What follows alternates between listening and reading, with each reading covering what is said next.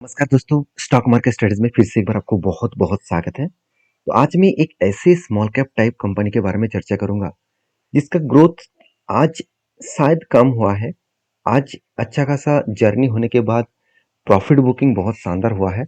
उसके बाद क्या फिर से वो कंपनी रीबैक कर सकते हैं? क्या वो स्मॉल कैप टाइप कंपनी क्या फिर से वो लार्ज कैप बन सकते हैं, मिड कैप बन सकते हैं? तो उसके लिए बता दूँ, किसी भी स्मॉल कैप टाइप कंपनी के ऊपर निवेश करने से पहले 2 चीज़ों को ध्यान रखना होगा। पहली बात कि स्मॉल कैप बहुत हाई रिस्की कंपनी होते हैं। अगर उनमें ग्रोथ आपको आज दिख रहा है, फ्यूचर में अगर ग्रोथ कम दिखे, तो एक बहुत बड़ा फॉल आपको दिखाएगा और बहुत बड़ा आपको लॉसेस झेलना पड़ सकते हैं। तो उनमें से एक एग्जांपल मैं आपके साथ शेयर करूँ। देखिए, बहुत सारे दोस्तों को पता नहीं होता स्मॉल कैप टाइप कंपनी होता क्या है। देखिए, ये निफ्टी में जितने टॉप 100 कंपनीज हैं, उसको लार्ज कैप कहा जाता है। उसके बाद टॉप 100 से लेकर 250 तक जितने सारे कंपनी उसको मिड कैप कहा जाता है और बाकी 250 से 500 तक जो स्टॉक है उसको स्मॉल कैप कहा जाता है। मतलब छोटे लेवल का कंपनी जिसका मार्केट कैप बहुत कम होता है। तो उनमें से जुड़े हुए एक कंपनी के बारे में बात करूंगा जिसका मार्केट कैप एक स्मॉल कैप टाइप के हिसाब से ही है। तो basically small cap type company को निवेश करने से पहले इस ग्राफ को आपको जरूर देखना है। सिंस 2004 से लेकर 2024 तक जो डेटा है, अराउंड 20 ईयर्स का जो डेटा है, आप देखेंगे यहाँ पे जो रेड वाला जो लाइन है, तो एक्चुअली ऑरेंज वाला जो लाइन है वो एक्चुअली स्मॉल कैप का लाइन है और चार्ट का लाइन है, और जो मतलब ब्लू वाला लाइन है वो एक्चुअली निफ्टी 50 का लाइन है। तो निफ्टी 50 को कितने बार स्मॉल कैप टाइम कंपनी ने बीट किया, आप यहाँ पे देख सकते हैं। आप डेटा को देखेंगे, ध्यान से देखना। जब जब फॉल आया 2008 में, आईटी बबल्स आया, उस टाइम में भी देखिए निफ्टी भी गिरा और स्मॉल कैप टाइप कितना भारी भरकम गिरावट हुआ। उसके बाद कितना तेजी से रिकवरी किया, जो निफ्टी रिकवरी नहीं कर पाए। 2014 में फिर से एक बार फॉल आया, उस टाइम में भी निफ्टी और स्मॉल कैप टाइप कंपनी गिरावट हुआ। उसके बाद देखिए फिर से किस तरीके से रिकवरी हुआ। कोविड के टाइम में सबसे देखिए निफ्टी भी गिरा, उससे भी नीचे चले गए स्मॉल कैप टाइप कंपनी। तो स्मॉल कैप का इंडेक्स उसके भी नीचे चले गए। मगर उसके बाद हुआ क्या, 2020 के बाद आज सबसे टॉप लेवल में है, मतलब जो स्मॉल कैप कैटेगरीज कंपनी, और निफ्टी 50 बहुत कम लेवल में है। तो डिफरेंस आप कितना हो चुके हैं आप देख सकते हैं। निफ्टी 50 से अगर कंपेयर किया जाए तो ऑब्वियसली हाई ग्रोथेबल जो सेक्टर है वो है स्मॉल कैप टाइप। देखिए, अगर पैसा आपको बना के देंगे किसी भी कंपनी से, तो वो स्मॉल कैप टाइप कंपनी ही बना सकते हैं। बड़े लार्ज कैप टाइप कंपनी आपको एवरेज रिटर्न दे सकते हैं। अगर आपको मल्टीबैगर कंपनी ढूंढना है तो आपको स्मॉल कैप टाइप कंपनी ही ढूंढना पड़ेगा। उनमें से आज मैं जिस कंपनी के बारे में चर्चा करूं, वो टॉप लेवल से देखा है तो 70% क्रैश हो चुके हैं। तो मैं जरूर डिस्क्लेमर दूंगा, इस कंपनी के ऊपर निवेश करने से पहले चार चार बार सोच लेना। हाँ, इस कंपनी के पास मेरा खुद का हिस्सेदारी है और मुझे लगता है इस कंपनी फ्यूचर में ग्रोथ कर सकते हैं, और इसीलिए मैंने निवेश किया। और इसका मतलब ये नहीं कि मैं निवेश किया तो इस कंपनी रॉकेट बनेगा, ऐसे बिल्कुल नहीं। बड़े दो इन्वेस्टर इस कंपनी के ऊपर निवेश किया है। वो बड़े दो प्लेयर कौन है, मैं आपको एक बार दिखा दूं। एक है विजय केडिया जी और दूसरा है आशीष कचुलिया जी। इस दोनों व्यक्ति का नाम आपने बहुत बार सुने होंगे, जो मल्टीबिगर रिटर्न कमा चुके हैं स्टॉक मार्केट से, और वो भी small cap mid cap type company के ऊपर निवेश करके। तो बेसिकली दोनों व्यक्ति ने ही इस कंपनी के ऊपर निवेश करके रखे हैं। आज भी उनका निवेश है और आज भी होल्डिंग को कंटिन्यू कर रहा है। तो सारे पॉइंट्स में डिस्कशन करूंगा, उससे पहले चैनल को सब्सक्राइब नहीं किया तो फटाफट कर लीजिए, इस तरीके से इन्फॉर्मेशन और क्वालिटी कंटेंट पाने के लिए। तो कंपनी कौन सा है? कंपनी का नाम है वीवो ग्लोबल लिमिटेड। देखिए, वीवो ग्लोबल लिमिटेड के ऊपर मैं पहले भी डिस्कशन कर चुका हूँ। मुझे इस कंपनी का कुछ खासियत पॉइंट जरूर लगते हैं। अभी ये भी बताऊंगा कि इस टाइम कंपनी के ऊपर करेक्शन क्यों देखने को मिला, इतना भारी भरकम फॉल क्यों देखने को मिला। बेसिकली कंपनी का जो बिजनेस है वो आप देख सकते हैं, ज्वेलरी के ऊपर है, साथ ही साथ वॉलेट्स के ऊपर, वॉचेस के ऊपर, जेम्स ज्वेलरीज, साथ ही साथ पारफम जो कॉस्मेटिक्स है उसके ऊपर। तो साथ ही साथ इस तरीके से ज्वेलरीज के ऊपर भी कंपनी बिजनेस करता है। तो बेसिकली कंपनी के जो मेन बिजनेस है ज्वेलरीज एंड कॉस्मेटिक्स के ऊपर ज़्यादा से ज़्यादा बिजनेस देखने को मिलता है। कंपनी देखिए, सबसे बड़ी बात क्या है, कंपनी ग्लोबली मार्केट में काम करता है। कंपनी की जो रिटेल मार्केट है, मतलब कंपनी जहाँ पे प्रोडक्ट बेच रहा है, वो कहाँ कहाँ पे है। यूएस में कंपनी ज़्यादा से ज़्यादा प्रोडक्ट बेचते हैं, यूएस मार्केट को सबसे ज़्यादा कैप्चर करके रखे हैं। उसके साथ साथ company UK market and Germany में, इस तीनों जगह पे कंपनी प्रोडक्ट को बेचते हैं। और कंपनी मैन्युफैक्चरिंग कहाँ पे करते हैं, इंडिया और चाइना में। और इसका सोर्सेस पॉइंट, मतलब जहाँ जहाँ से वो रॉ मटेरियल्स को सोर्सिंग करते हैं, वो कहाँ कहाँ पे आपको देखने को मिलेगा, वर्ल्ड में बहुत सारे कंट्रीज के ऊपर वो सोर्सिंग करते हैं, जहाँ पे इंडिया है, चाइना है, थाईलैंड, इंडोनेशिया, तंजानिया, रसिया, मोरक्को, साथ ही साथ मादागास्कर, इस तरीके से Bolivia, Kenya, south Korea, Vietnam, Brazil, Sri Lanka, US, UK, साथ ही साथ इस तरीके से कि बहुत सारे कंट्रीज है, तुर्की से लेकर, जापान से लेकर, यूएई, सिंगापुर, पोलैंड, तो इस तरीके से ऑस्ट्रेलिया से लेकर, भूटान से लेकर, नेपाल से लेकर बहुत सारे कंट्रीज से वो सोर्सिंग करते हैं, मतलब प्रोडक्ट को सोर्सिंग करते हैं। उसके बाद इंडिया और चाइना में मैन्युफैक्चरिंग करते हैं और यूएस, जर्मनी और यूके में प्रोडक्ट को बेचते हैं। तो बेसिकली कंपनी के जो आज हालत खराब हुआ है वो यही कारण की वजह से, क्योंकि कंपनी अगर ऑल ओवर वर्ल्ड में कंपनी प्रोडक्ट को बेचता तो आज इस हालत नहीं देखने को मिलता, क्योंकि यूएस, यूरोप कंट्रीज में जैसे जर्मनी और यूके हो गया, इस कंट्रीज में अभी इकोनॉमिकली बहुत ज़्यादा क्राइसिस देखने को मिला है। इकोनॉमिकली उतना ज़्यादा स्ट्रांग नहीं है। अगर आप जीडीपी को चेकआउट करेंगे तो सारे कंट्रीज का जीडीपी बहुत डाउन हो चुके हैं। तो जो कंट्रीज का अभी जीडीपी करेक्शन में है, इकोनॉमिकली क्राइसिस है, क्या वो लोग लग्जरीज प्रोडक्ट खरीदारी करेंगे? क्या उस कंट्रीज में ज्वेलरी प्रोडक्ट खरीदारी करेंगे? एक मैं एग्जांपल आपको देता हूँ। देखिए, जो लोगों के पास पैसा है, जो करोड़पति है, वो उसको छोड़ दीजिए। अब मिडिल क्लास है, तो आप एक चीज़ को नोटिस करना, जब कोविड आया था, क्या उस टाइम आप ये सोच रहे थे कि मैं ज्वेलरी खरीदारी करूँ? क्या आप ये सोच रहे थे कि मैं बाइक खरीदारी करूँ, फोर व्हीलर खरीदारी करूँ, घर खरीदारी करूँ? ऐसे क्या सोच रहे थे आप? बिल्कुल नहीं ना। तब यही सोच रहे हैं कि मैं घर के सारे सदस्य के लिए कहाँ से खाना कलेक्ट करूँ, कहाँ से मैं जुगाड़ करूँ कि घर के हर सदस्य खाना मिले। तो यही सोच रहे थे ना। तो देखिए, जब कोई भी क्राइसिस आते हैं तब उस कंट्रीज के बहुत हालत बिगड़ जाते हैं। तो उस टाइम में इकोनॉमिकली जो लग्जरीज प्रोडक्ट है उसका डिमांड कम हो जाता है, और यही कंपनी का मेनली प्रॉब्लम है, जिसके चलते हुए आज इस कंपनी के 70% करेक्शन हो गया। तो क्या ऐसे हमेशा रहेगा? बिल्कुल नहीं। यूएस, आप सभी जानते हैं कितने बड़े कंट्रीज है, वो आज स्ट्रगल कर रहा है, इसका मतलब ये नहीं कि हमेशा वो स्ट्रगल करेंगे। देखिए, हर किसी व्यक्ति के लाइफ में हमेशा अच्छा टाइम नहीं चलता है, कभी कभी बुरा टाइम भी चलता है, कभी कभी अच्छा टाइम भी चलता है। तो उस सिचुएशन के हिसाब से समझिए आप। तो बेसिकली मैं कुछ पॉइंट्स में आपके साथ रखा हूँ, बाकी आपके क्या राय है जरूर मुझे कमेंट्स करके बता सकते हैं। अभी चलो कंपनी के बाकी डिटेल्स भी देख लेते हैं। देखिए, कुछ कंपनी के हिडन पॉइंट दिखाऊंगा, जिसको देखकर आपको पता चलेगा कि हाँ, फ्यूचर में इस कंपनी के ग्रोथ होने का चांसेस बहुत ज़्यादा है। जैसे कंपनी का नेट रेवेन्यू ग्रोथ जो 23% के आसपास है, हमेशा 15% के ऊपर हो तो 15 से 20% के ऊपर हो तो अच्छा माना जाता है, यहाँ पे तो 23% के आसपास है।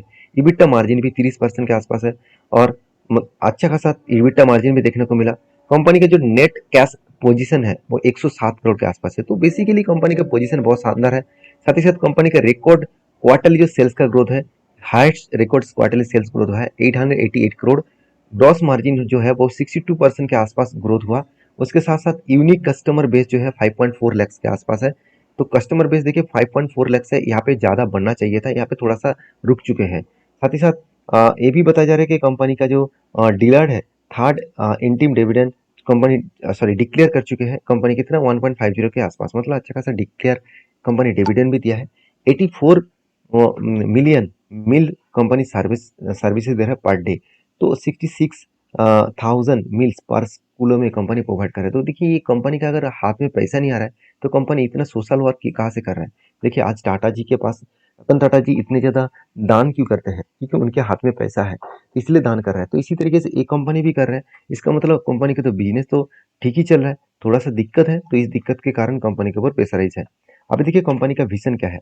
और विजन है, कंपनी बता रहा है, be the values leader and electronics retailing and jewellery and lifestyle product. देखिए, कंपनी इलेक्ट्रॉनिक्स जो रिटेलिंग है उसके ऊपर भी काम कर रहा है। तो बेसिकली कंपनी से ज्वेलरी के ऊपर काम नहीं कर रहा है, कंपनी इलेक्ट्रॉनिक्स जो रिटेलिंग प्रोडक्ट है उसके ऊपर भी काम कर रहा है। तो इसका विजन है कि फ्यूचर में वो लीडर बने इस सेक्टर में। और मिशन क्या है? To deliver 1 million meal per day. मतलब कंपनी बता रहे कि पर डे 1 मिलियन मील, मतलब 10 लाख मील वो प्रोवाइड करने वाला है। तो इसके लिए तो फंडिंग का जरूरत है, इसके लिए कंपनी को स्टेबल होना पड़ेगा।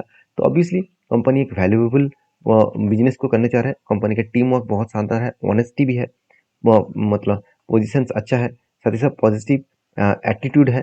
साथ ही साथ आप देखेंगे तो कमिटमेंट भी अच्छा खासा देखने को मिल जाता है। तो बेसिकली कंपनी का जो बिजनेस है वो किस तरीके से स्टार्टिंग हुआ वो भी देख सकते हैं। 1980 में कंपनी बिजनेस को स्टार्ट किया, और उसके बाद देखिए company B to B segment में jewellery started jewellery manufacturing B2B, मतलब बिजनेस टू बिजनेस के हिसाब से 1996 में बिजनेस को स्टार्ट किए। उसके बाद लिस्टिंग ऑन स्टॉक एक्सचेंज 1997 में, मतलब आज का कंपनी नहीं है, कंपनी 1997 में स्टॉक एक्सचेंज में लिस्टिंग हुआ। कितना पुराना कंपनी आप वो देख सकते हैं। उसके बाद कंपनी देखिए जो स्टैंडर्ड ओन टीवी, और वो भी यूके में और जर्मनी में कंपनी खुद के टीवी चैनल स्टार्ट किए, और वो भी आप देख सकते हैं 2006 से 2007 पीरियड में। उसके बाद कंपनी देखिए कुछ बिजनेस को वैल्यूएबल प्रोडक्ट को कंपनी चेंजेस किए 2008 में। उसके साथ कंपनी लाइफस्टाइल प्रोडक्ट को लेके आए 2013 में। उसके साथ 2016 में कंपनी क्या किया, OTT platform and OTA platform, social media platform के ऊपर काम करना स्टार्ट किए। और कंपनी प्रोडक्ट को सेल्स किया नेटवर्क के माध्यम से, ऐप के माध्यम से, और मार्केट प्लेस और ओटीटी प्लेटफॉर्म के माध्यम से, सोशल मीडिया के माध्यम से कंपनी प्रोडक्ट सेल करना स्टार्ट किए। अभी देखिए कंपनी 2020 से लेकर 21 में दिखाए तो कंपनी स्टार्टेड टीजीसी, जो ब्यूटी प्रोडक्ट है, मतलब जो कॉस्मेटिक ब्यूटी प्रोडक्ट है, उसको लॉन्च किया कंपनी 2020 से लेकर 2021 में। 2021 में कंपनी री एंटर्ड हुआ जर्मनी में प्रोडक्ट को लेकर। साथ ही साथ कंपनी 2023 में क्या किया, एक्विजिशन आइडियल वर्ल्ड एंड जो माइंडफुल है, इस दोनों कंपनी का कंपनी क्या किया, एक्विजिशन किया। तो बेसिकली कंपनी का जो बिजनेस क्या चल रहा है वो आपको एक बेसिक इन्फॉर्मेशन मिल चुके हैं। और ऑब्वियसली कंपनी का जो रेवेन्यूज का ग्रोथ है, सीएजीआर का परसेंटेज जो ग्रोथ है, बहुत शानदार तगड़ा आपको ग्रोथ देखने को मिल जाएगा। अभी देखिए जो मार्केट प्लेस है, यूएस में जो मार्केट अपॉर्चुनिटी साइज है वो 14 टू 15 बिलियन के आसपास है, और यूके में 2.5 बिलियन के आसपास है, और जर्मनी में 3 बिलियन के आसपास है। तो बेसिकली कंपनी का जो टारगेट कस्टमर है वो बॉडी जो बॉम्बर्स है 65 प्लस ईयर्स का टारगेट कस्टमर है, और जनरल के लिए देखा जाए तो 45 ईयर्स का कस्टमर है। तो ये थोड़ा सा दिक्कत वाला बात है, क्योंकि ज़्यादा से ज़्यादा देखिए आपका जब एज हो जाते हैं तब ज़्यादा से ज़्यादा जो लग्जरीज प्रोडक्ट है उसको खरीदने का जो जोश है वो थोड़ा सा कम हो जाता है। कंपनी यही थोड़ा सा मुझे लग रहा है गलती कर रहा है, क्योंकि उसको हर कैटेगरीज कस्टमर के साथ डीलिंग्स करने का अपॉर्चुनिटी होना चाहिए। क्योंकि एज 18 से लेकर अगर 60 तक अगर इस एज लिमिट के हिसाब से अगर बिजनेस करना स्टार्ट करे तो कंपनी का ग्रोथ होने का चांसेस बढ़ने का देखने को मिल सकता है। बाकी इसका मैनेजमेंट कुछ अलग सोचकर शायद काम कर रहे होंगे, मेरे कहने तो वो मैनेजमेंट चेंज नहीं करेंगे ना। तो देखिए वैल्यू बाइंग पोजीशन 25 से $45 के आसपास। तो उसके साथ साथ कंपनी प्रोडक्ट वाइज रेटिंग जो है वो 25,000 के एसक्यू के आसपास देखने को मिलेगा। तो बेसिकली कंपनी की जो इन्फॉर्मेशन है वो मैं आपके साथ शेयर किया हूँ। और अभी कंपनी के कुछ बिजनेस के बारे में चर्चा कर लो, मतलब कंपनी के कुछ फाइनेंशियल डिटेल्स के बारे में बात कर लेता हूँ। देखिए कंपनी का वैल्यूएशन एक टाइम बहुत हाई हो गया था, वो सबसे पहले आपको दिखा दूँ। एक टाइम कंपनी का पी रेशियो हाई हो गया था, उसके बाद करेक्शन हुआ, फिर से हाई हुआ था, और 70 के आसपास चले गए थे, फिर से देखिए 46 के आसपास आया, मतलब वैल्यूएशन सस्ते में ही है, उतना ज़्यादा हाई नहीं है। और उसके बाद देखिए कंपनी का आरओसी आरओई ठीक ठाक ही है। चलो मार्केट कैप बहुत शानदार है, 6,000 करोड़ के आसपास है।